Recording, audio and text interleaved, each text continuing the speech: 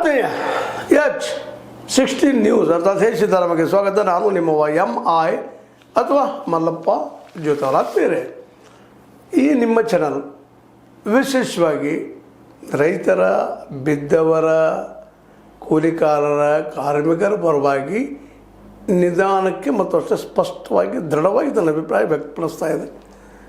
ಉಳಿದ ಮೀಡಿಯಾಗಳ ಹಾಗೆ ರಾಜಕಾರಣಿ ಬಂದ, ಮಾತಾಡಿದ, ಅವ್ರಿಗೆ ಭೇಟಿ ಆದ, ಇವ್ರಿಗೆ ಭೇಟಿ ಆದ, ಅದು ವಿರೋಧ ಮಾತು ಬೇರೆ.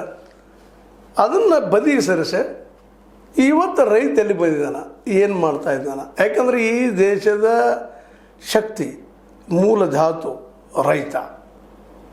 ರೈತ, ಕೂಲಿಕಾರ, ಕಾರ್ಮಿಕ ಇಲ್ಲದ ಹೋದರೆ ಈ ದೇಶ ನಿಲ್ಲಕ್ಕೆ ಸಾಧ್ಯ ಇಲ್ಲ. ಈ ದೇಶ ಇವರು ಉದ್ಧಾರ ಆಗಲಾರದು, ದೇಶ ಬೆಳೀಲಿಕ್ಕೂ ಸಾಧ್ಯ ಇಲ್ಲ. ಈ ಸತ್ಯದ ಹಿನ್ನೆಲೆಯಲ್ಲಿ ನಾನು ಅಥವಾ ನಮ್ಮ ಟೀಮ್ ಕೆಲಸ ಮಾಡ್ತಾಯಿದೆ. ಆ ನೆಲೆಯಲ್ಲಿ ನಾವು ಒಂದಿಷ್ಟು ಈ ರಾಜಕಾರಣಿಗಳಂತೆ ಅನಿವಾರ್ಯದ ಅವ್ರ ಬಗ್ಗೆ ಮಾತಾಡಬೇಕಾಗ್ತದೆ.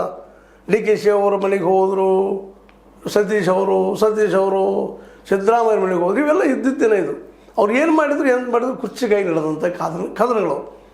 ಯಾಕಂದರೆ 2028ರ ಒಂದು ಕದನಕ್ಕೆ ಈಗ ರೆಡಿ ಆಗ್ತಾ ಇದ್ದಾರೆ. ಆದರೆ ಇಲ್ಲ ರೈತರ ಪರಿಸ್ಥಿತಿ ಏನದ ಈಗ ನೋಡ್ರಿ. ಇಲ್ಲೇ ಘಟಪ್ರಭಾದಲ್ಲೇ ಪಾಪ ಎಡದಂಡೆ ಕಾಲುವೆ ಅದು ಬಂದಾಗಿದ್ದು, ರೋಡಿಗಾಗಿ ಏನೋ ಮಾಡಿದ್ವಿ, ಎಲ್ಲ ಈಗ ಸ್ಟ್ರೈಕ್ ನಡೀತಾ ಇದ್ದಾರೆ. ಪಾಪ ರೈತರು ಹೋರಾಟ ಮಾಡ್ತಾರೆ, ನಮಗೆ ನೀರು ಬಿಡ್ರಿ, ಬೇಸಿಗೆ ಬಂದದ್ದು ಕೇಳ್ತಾ ಇದ್ದಾರೆ. ಅದ್ರ ಬಗ್ಗೆ ಯಾರು ಲಕ್ಷ್ಯ ಇಲ್ಲ.